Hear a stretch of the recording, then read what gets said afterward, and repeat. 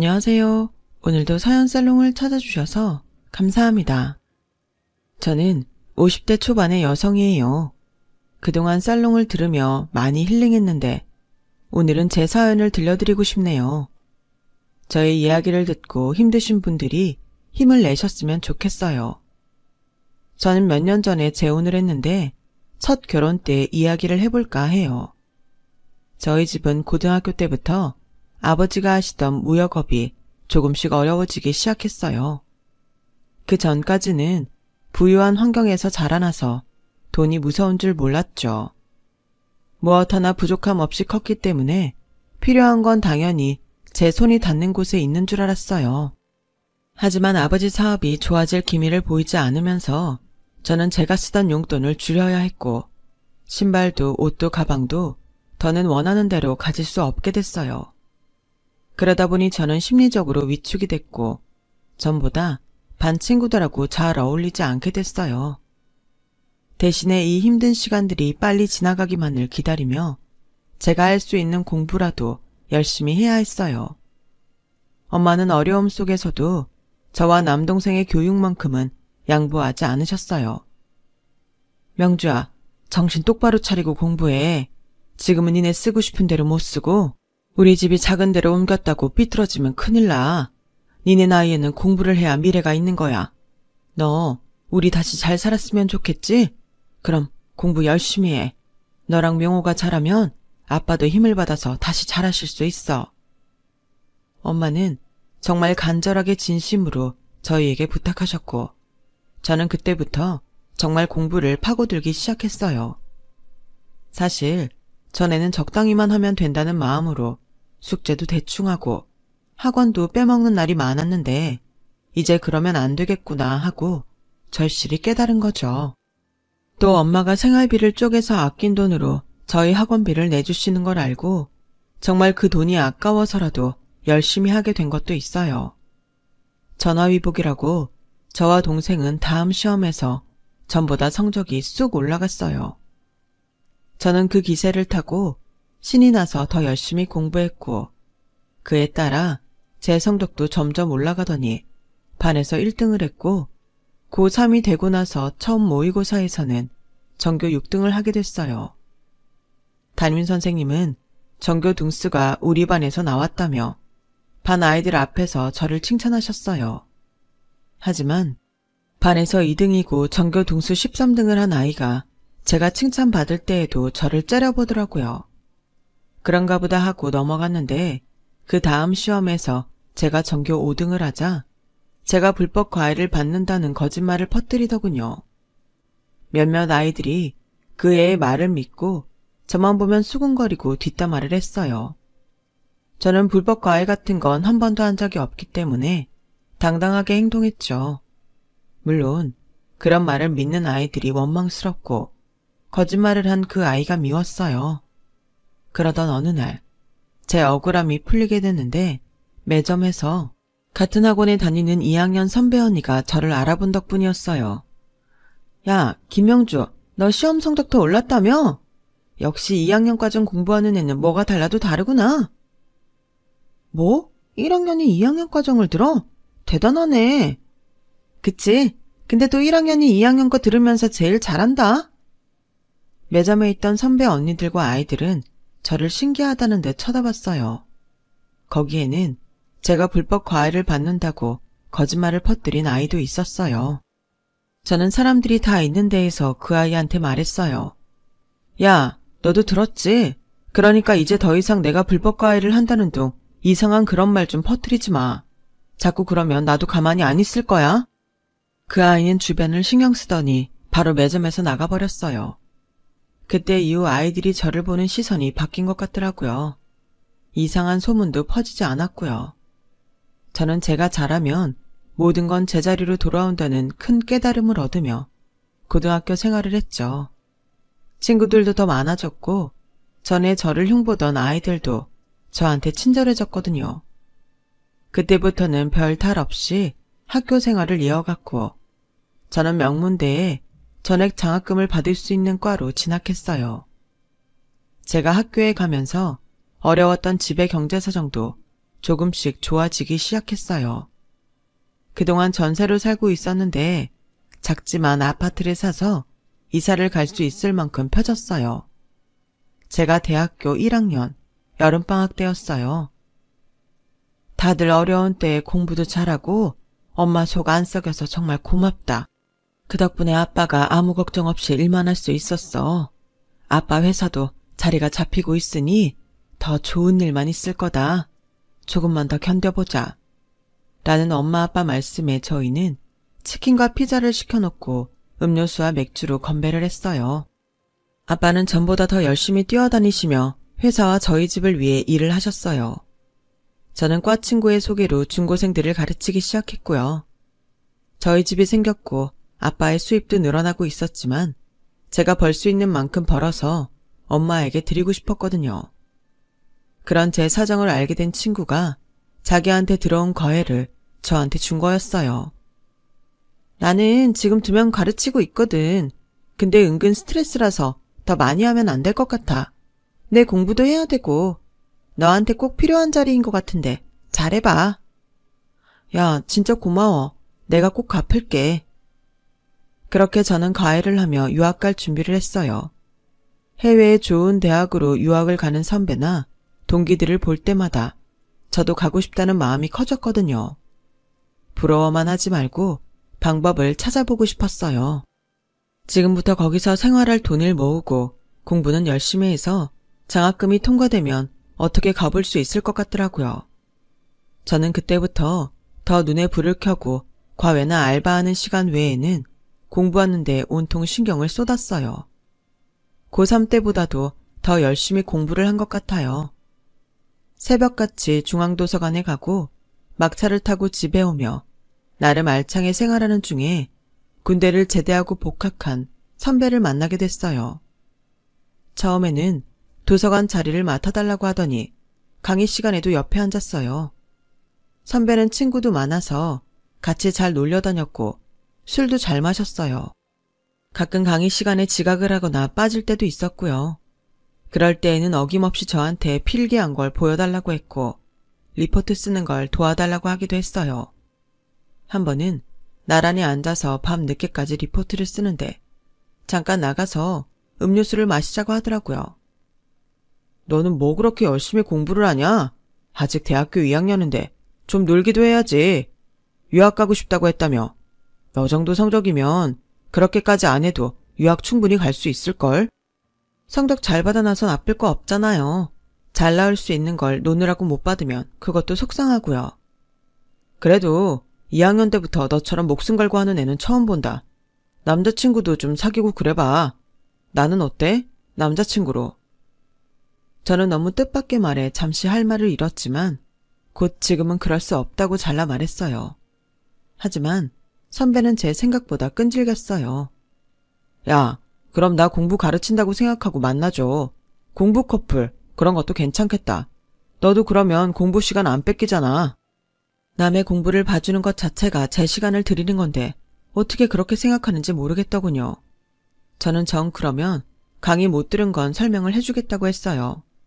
선배는 그때부터 일주일에 2~3번은 도서관이고 학생회관이고 제가 있는 곳에 와서 빼먹은 강의 설명을 듣거나 리포트를 같이 썼어요.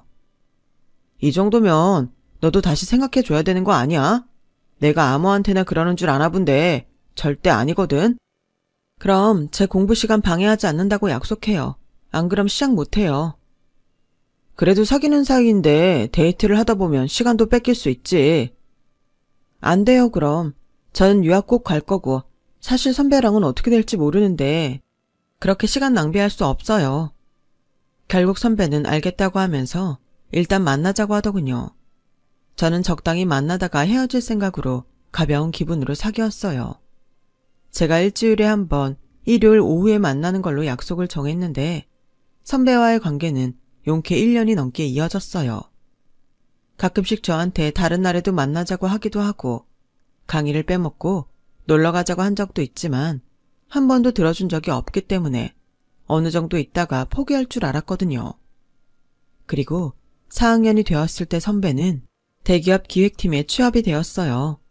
선배가 회사에 출근을 시작하면 저와 만날 시간도 없을 테고 자연스럽게 헤어질 거라고 예상했어요. 그럼 저도 유학에 필요한 시험들을 보고 준비해야겠다 마음먹었죠. 그런데 선배는 정말 뜻밖의 이야기를 꺼냈어요. 너 꼭 유학 가야 돼. 정 가고 싶으면 내가 보내줄게. 우리 결혼하자. 어쨌든 나 회사는 들어갔으니까 1년은 다니는 신용하다가 나가야 될 것 같아. 그러니까 결혼 먼저 하자. 결혼이라니 그게 무슨 뚱딴지 같은 소리야. 대학 졸업도 안 하고 뭔 결혼. 안 돼. 난 그러기 싫어. 졸업 안 하고 결혼하는 사람들도 있어. 그래도 결혼하면 여자가 집안일 더 많이 하게 되는데 난 공부에 지장 있는 거 딱 질색이야. 내가 너 공부할 수 있게 도와준다니까. 지금까지도 네가 만나자고 할 때 빼고는 안 만났잖아. 그렇게 해줄게. 선배는 왜 나랑 결혼하려고 해? 회사 들어가면 더 마음에 맞는 여자 만날 수도 있잖아. 그냥 네가 좋으니까 그런 거지 뭘. 라고 하는데 솔직히 기분 좋기도 했고 감동받기도 했어요. 그래도 졸업 전에 결혼을 하면 분명 공부가 흐지부지 될 것 같았어요. 저는 제가 졸업할 때까지도 그 마음이 변하지 않으면 그때 결혼하자고 했어요. 유학도 꼭 가야 된다고 했고요. 선배는 회사에 들어가서도 일요일 정해진 시간에만 저를 만났고 저와의 약속을 지켜줬어요. 그 모습에 감동한 저는 결혼을 결심했죠. 4학년 졸업 전에 양가 상견례를 시작하면서 결혼 준비에 들어갔죠. 선배의 아버지는 고등학교 때 돌아가셔서 어머니만 계셨고 대학에 다니는 남동생이 한 명 있었어요. 우리 형보다 공부 잘한다면서요? 그럼 자식들이 멍청하진 않겠다. 라며 껄렁껄렁 말하는 태도가 영 불편했지만 어른들도 있는데 참았죠. 저희 가족도 아무 말 안 하고 묵묵히 식사만 했어요. 시어머니는 좀 차가워 보였지만 그래도 예의에 어긋나는 행동은 안 했어요. 시동생을 보면 얼마나 보겠냐 싶어서 저는 그냥 무시하기로 했어요. 그리고 저는 졸업하고 한 달 만에 선배와 결혼을 했죠.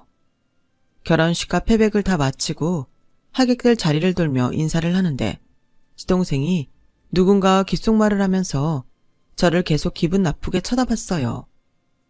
제가 인사를 하면서 보니 시동생 또래의 여자였는데 저를 안 입고 온 표정으로 흘끔 보고는 음식만 먹더라고요. 기분이 나빴지만 좋은 날 그런 거 신경 쓰지 말자 싶어서 넘어갔고 저는 신혼여행을 갔어요. 거기서는 그런 일은 다 있고 재미있게 놀다가 왔어요. 그런데 돌아와서 시댁에 인사를 하러 갔더니 대뜸 시동생이 빈정대더라고요. 형수, 고등학교 때 성적 잘 받으려고 불법 가해까지 했다며. 그래서 내 여친 언니가 형수 때문에 밀려서 완전 손해봤다던데. 자기 이익을 위해서는 범죄도 저지르겠어. 이래서 집이 한번 망했던 애들은 안 된다니까. 도련님, 그 언니 이름이 박지연 맞죠? 제가 1학년 때 학원에서 2학년 과정 상위권 수업에 있었다는 말은 안 해요? 그거 밝혀지고 지연이도 더는 그런 거짓말은 못했는데요. 자기가 저한테 밀려니까 그런 거짓 소문 퍼뜨려서 난처하게 한 게 지연인데 왜 알아보지도 않고 저보고 뭐라고 하세요? 그리고 제가 손윗 사람이에요. 기본적인 예의는 지켜주세요. 너는 뭐? 다 지난 이야기 가지고 그렇게 발끈하니? 애가 잘 모르고 한 말 가지고 조목조목 따지면 우리 수명이가 얼마나 무안할지 생각 안 해봤니? 뭘 그렇게 정색을 하며 첫날부터 시끄럽게 하는지? 하며 시어머니는 은근히 도련님 편을 들었어요. 남편은 아예 제가 당하는 상황은 관심 바뀐 것처럼 부엌에 들어가서 과일하고 아이스크림을 꺼내서 먹느라 정신이 없더라고요. 저는 어차피 몇 개월 있다가 유학 서류 통과하면 안 볼 사이다 싶어서 더 이상 말 안 하고 가만히 있었어요. 그런데 시어머니가 또 한마디 하셨어요. 근데 니네 친정 이제 빚은 다 정리된 거지? 지금 사는 아파트가 좀 작긴 하던데 자가는 확실하고?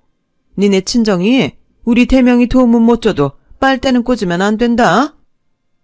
엄마, 장인어른 지금 사업 잘하고 계셔. 언제적 빚 이야기를. 인사 온 첫날부터 하고 그래. 좀 적당히 해. 불편해서 음식이 안 넘어가네. 대명아, 너 결혼했다고 바로 이러는 거 난 좀 그렇다. 첫날이니까 더 확실히 짚고 넘어갈 거 넘어가야지.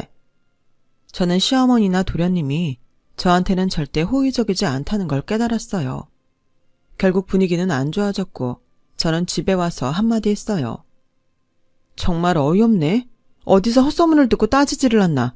어머니는 우리 집 지난 일을 왜 캐묻는지 모르겠네. 그랬거나 말았거나 신경 쓰지 마. 네가 앞으로 잘하면 되잖아. 라는데 왜 내가 뭘 잘해야 되는 건가 싶었어요. 지금도 딱히 잘못한 게 없는데 말이에요. 신혼생활은 정말 제가 상상했던 것과는 너무 달랐어요. 한마디로 제 계획은 전부 다 박살이 나버렸죠. 남편이 공부할 수 있게 전부 도와주겠다고 했지만 시어머니는 저를 아무 때나 불러서 마치 도우미처럼 부려먹었어요. 저한테 화장실 청소까지 시켰고요.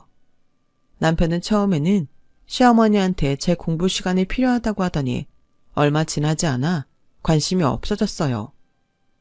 그건 네가 못 간다고 하면 되잖아. 공부하니까 안 된다고 해. 엄마도 네가 몇 번 그러면 포기할 거 아니야. 왜 그런 걸 다 내가 해줘야 되는데? 너 그렇게 똑똑하더니 결혼하면서 갑자기 멍청해진 거야? 뭐? 멍청? 그런 문제가 아니잖아. 말이 안 통하니까 그렇지. 그리고 나한테 약속한 거 잊었어? 공부할 수 있게 도와준다고 했잖아. 공부해. 누가 뭐래? 내가 못하게 하는 게 아니잖아. 그럼 다른 영역에서는 네가 알아서 해야지. 내가 너한테 나가서 돈 벌라고 하는 것도 아니고 네가 엄마랑 문제 있는 걸 내 탓으로 돌리냐? 짜증나네 진짜. 거기에 보태서 도련님은 툭 하면 그 거짓말을 꺼내들고 저를 무시했어요. 형수, 혹시 대학 입시도 불법으로 본 거 아니지? 아, 친정이 그때는 돈도 더 없었을 텐데 그렇게는 못했겠네. 대학은 제 실력으로 가긴 한 거 맞나? 저는 공부해야 된다고 시댁에 안 가려고 해도 시어머니가 하도 귀찮게 전화를 해대서 결국은 갈 수밖에 없었어요. 도련님은 제가 거실 바닥을 무릎을 꿇고 닦고 있을 때도 소파에 떡하니 누워서 과자를 다 흘리며 먹고 만화책만 보더군요.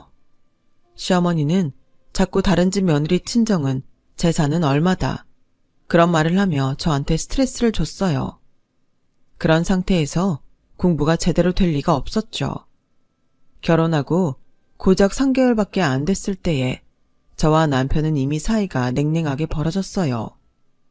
남편은 무조건 자기 잘못이 아니라면서 다 제 탓으로 돌렸어요. 야, 너 그럴 거면 나가서 돈이나 벌어. 그렇게 해서 유학 서류 통과가 되겠냐? 집에 있는 거 봐줬더니 아주 갈수록 가관이야. 요즘 너같이 집에서 노는 마누라가 몇이나 되냐? 다 맞벌이야. 너도 길 가는 사람 붙잡고 한번 물어봐. 이건 결혼 전에 당신이 나한테 약속했던 거야. 나 유학 갈 수 있게 해주는 걸 조건으로 결혼한 거잖아. 그러면 내 말 안 통하는 어머니 설득도 해줄 수 있는데 왜 안 하려고 해? 결혼하고 지금까지 내가 다른 거 신경 안 쓰고 공부할 수 있게 당신이 뭘 해줬는데? 그래, 너 유학 가면 나도 그 덕에 미국 구경이나 하려고 그랬다. 근데 내가 진짜 이런 말은 안 하려고 했는데 넌 글러먹은 것 같아. 일단 사회성이 너무 떨어져.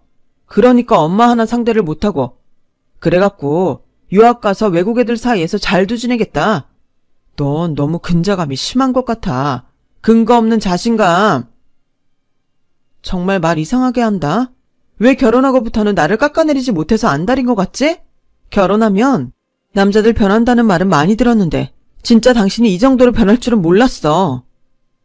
그렇게 남편과 제 사이는 좁혀질 줄 몰랐고 저는 갈수록 서운한 마음만 더해갔어요.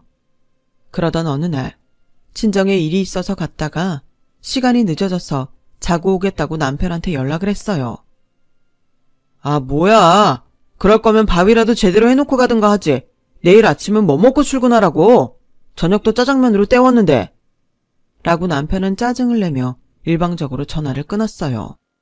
기분이 나쁘기는 했지만 제가 준비를 안 해놓고 온 것도 맞고 그래도 집에서 공부하는 사람이 챙겨줘야지 하는 마음으로 자정이 다 돼가는데 집으로 갔어요. 아파트 엘리베이터를 내리자마자 집 현관문이 열려있고 불이 환하게 켜져 있는데 남자들 떠드는 소리가 들리더라고요. 무슨 일인가 해서 문 뒤에서 고개만 살짝 빼고 안을 봤더니 남편과 대학 동창 4명하고 같이 술을 마시고 있었어요. 벌써 얼마나 마신 건지 현관에 빈 술병들이 줄줄이 널려 있었죠. 근데 대명아, 너희 장인어른 회사 물려받기 계획은 잘 되고 있냐? 너 평생 회사원 할 마음 없다고. 만만해도 자기 사업 있는 집에 잡는다고 아주 오만 짓 다 했잖아. 그러게 말이야. 쟤처럼 여자랑 노는 거 좋아하는 애가 김명주 잡겠다고 잘 참는 거 보고 인생 계획은 저렇게 하는구나 했다니까. 야, 말도 마. 사업이 자리가 안 잡힌 건지 뭐 나름 괜찮다고 들었는데 내가 장인한테 아무리 돕겠다고 언질을 해도 아무 말도 안 한다. 이거 회사가 괜찮으면 자랑하고 싶어서라도 사위 보고 오라고 할 일 아니냐? 근데 그런 게 전혀 없어.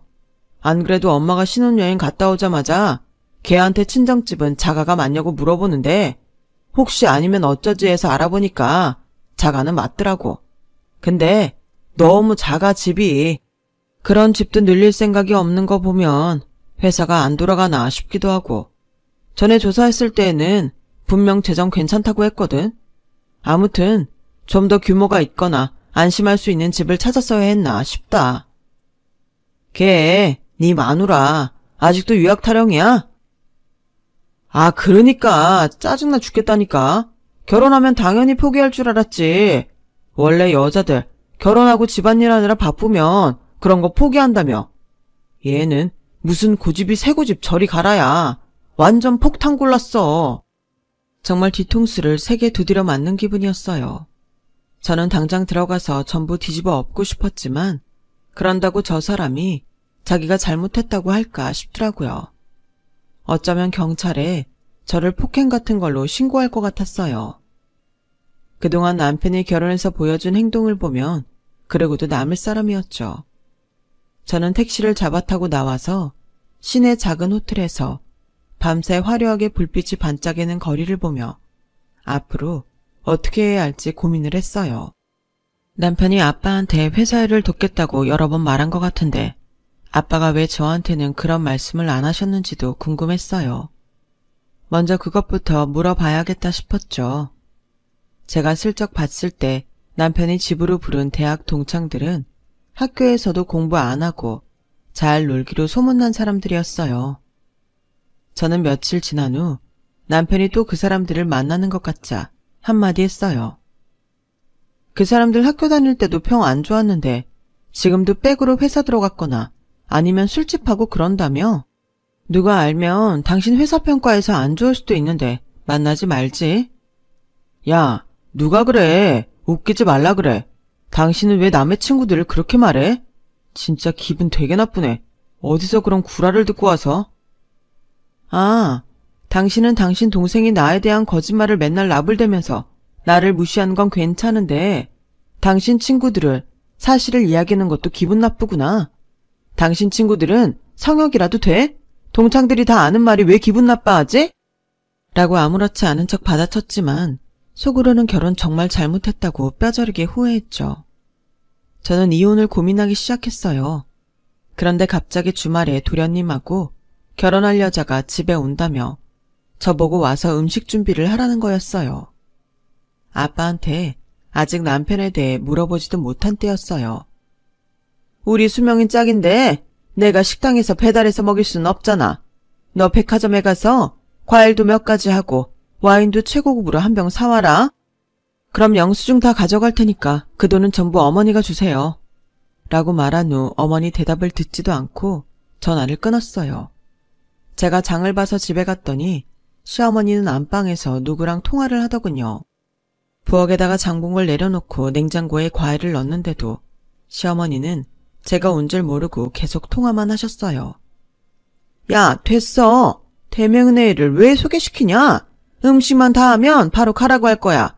아주 내가 걔 볼수록 정이 안 가서 미치겠어. 오늘도 뭐라고 그러는 줄 아니? 장 본 거 다 나보고 돈 달래. 뭐 그런 며느리가 다 있나 모르겠어. 결혼해서 몇 달 되지도 않은 게. 걔네 집? 사업? 야, 아주 코딱지만한 건가 보더라. 구멍가게 수준. 내가 진짜 쪽팔려서 어디 가서 말도 못해.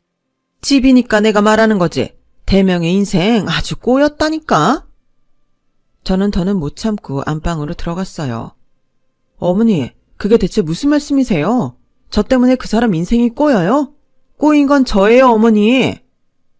시어머니는 휴대폰을 끊지도 않고 그걸로 제 얼굴을 막 찌르면서 넌 이제 보니까 집안만 모자란 게 아니라 경우도 없구나. 하여간 집안이 빚더미나 안고 그러니 애새끼들도 이 모양이겠지. 라며 소리를 지르는데 마침 남편이 왔어요.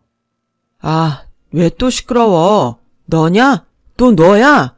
야, 오늘 내 동생 결혼할 사람 집에 오는 날이다. 그런 날까지 이 지경을 만드냐? 더 들을 것도 없었어요. 저는 바로 앞치마를 벗어서 남편 얼굴에 집어 던지고 제가 사갔던 와인을 들고 집으로 와버렸어요.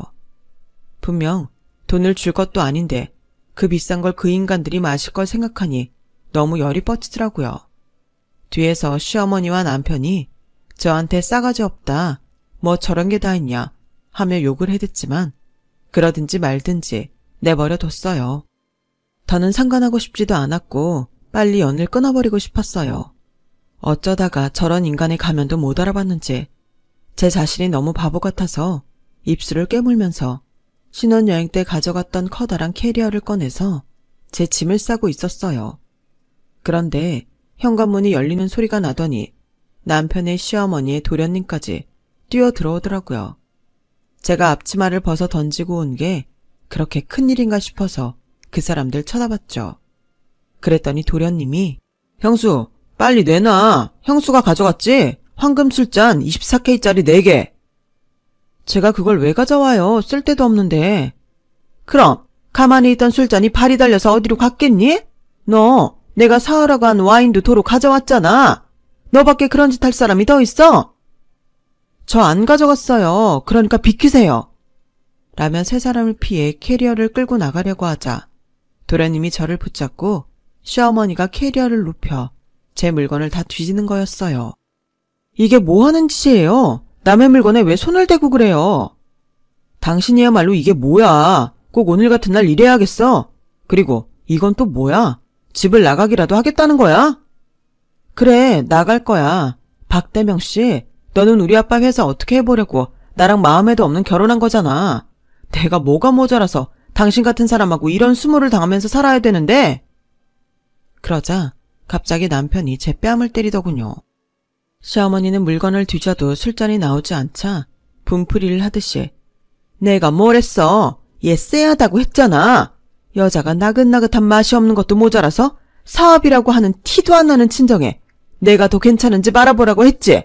이게 뭐냐? 결국 이런 꼴이나 당하고. 당한 건 나죠. 댁들이 아니라. 댁들이 뭔데 함부로 남의 집 재산에 손을 대려고 들어. 누가 그렇게 내버려나 둔대? 저는 저를 잡고 있던 도련님 팔을 거세게 뿌리친 후 다시 짐을 쌌어요. 와, 내가 살다 이런 여자는 진짜 처음 본다. 형은 어떻게 여자 보는 눈이 이렇게 낮아? 어이가 없네 진짜. 저는 그 사람들이 떠들거나 말거나 짐을 끌고 현관을 나와버렸어요. 그러자 남편은 엘리베이터 앞까지 쫓아와서 너 진짜 나가는 거야? 각오는 된 거고 집안 식구들이 말다툼 좀 했다고 결혼한 지 3개월 된 여자가 짐을 싸? 박대명, 너는 손찌검이 말다툼이니? 난 그런 수준 이하하고는 안 살아. 차라리 이혼녀로 살고 말지. 내 발등 내가 찍었으니까 그 정도는 감수하고 살 거야. 그렇게 제 인상에서 가장 막장 같은 시간이 끝났어요. 부모님과 남동생한테는 왜 이혼했는지 말하지 않았지만 가족들 모두 어느 정도 눈치를 채고 있는 것 같았어요. 한 달 정도 지나자 아빠는 저와 술 한잔을 하자고 불러내셨어요. 실은 대명이가 나한테 자꾸 사업을 도와주겠다고 했었다. 나는 대명이가 우리 회사에 맞을지도 잘 모르겠고 좀 더 지켜봐야겠다 싶어서 대답을 안 했거든. 근데 네가 이렇게 이혼하니 내 탓인가 싶기도 하다. 절대 아니야, 아빠. 그리고 정말 잘했어. 그 사람 무역의 무도 모르는 사람이야. 괜히 그런 사람이 회사 일 간섭하면 직원들도 골치만 아파. 아빠가 현명하게 잘한 거야. 그리고 저는 그때부터 다시 유학 준비를 해서 서류가 통과됐고 무사히 미국으로 가게 됐어요. 제가 떠나는 날 엄마는 제 손을 꼭 잡고는 지난 일은 다 잊고 거기서 너 하고 싶은 거 다 하면서 살아. 절대 기죽지 말고 넌 아주 괜찮은 애야. 알았지? 알고 있어. 그리고 나 다 잊었어. 원래 나쁜 일은 빨리 잊히잖아. 걱정하지 마.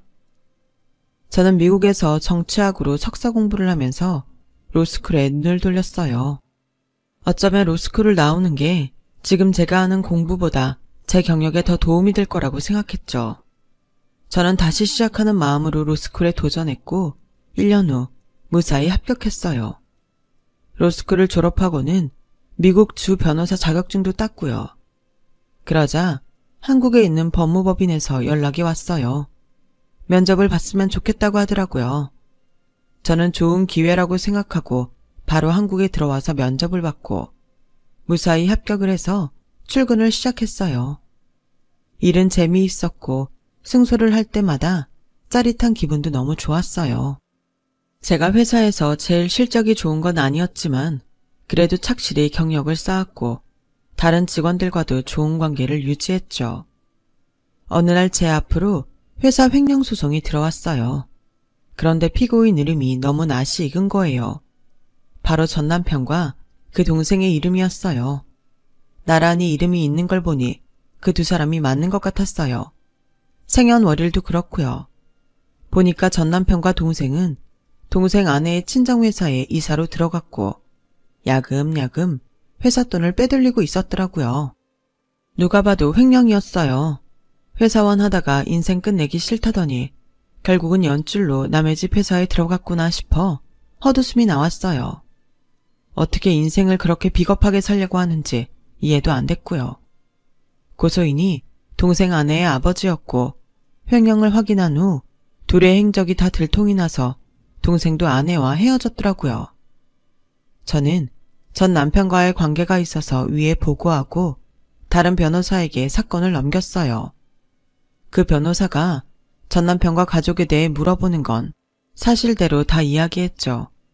그리고 제가 한 번은 그 변호사와 함께 법원에 갔는데 거기 와 있던 전 남편과 동생이 저를 보자 눈이 커지더라고요. 아니, 여길 왜 왔어?